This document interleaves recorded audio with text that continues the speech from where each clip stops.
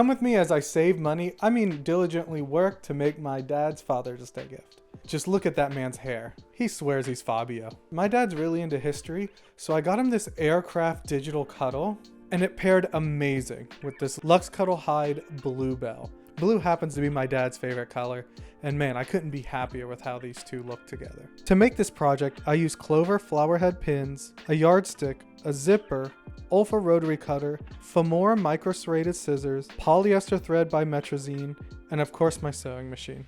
I also used the ShannonFabrics free pattern for Luxe Cuddle Throw pillow.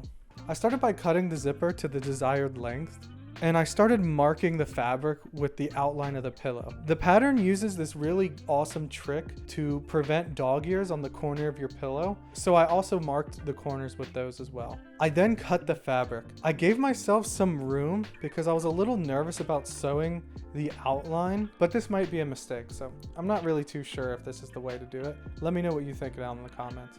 I was just really nervous about sewing that close to the edge. I've never really done that before.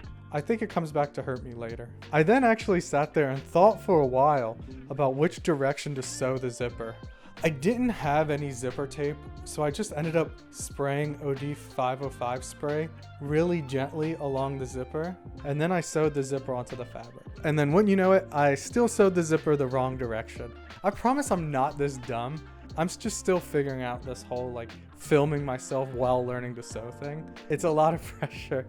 So with no zipper and limited time to get this done, I decided to do a more traditional pillow.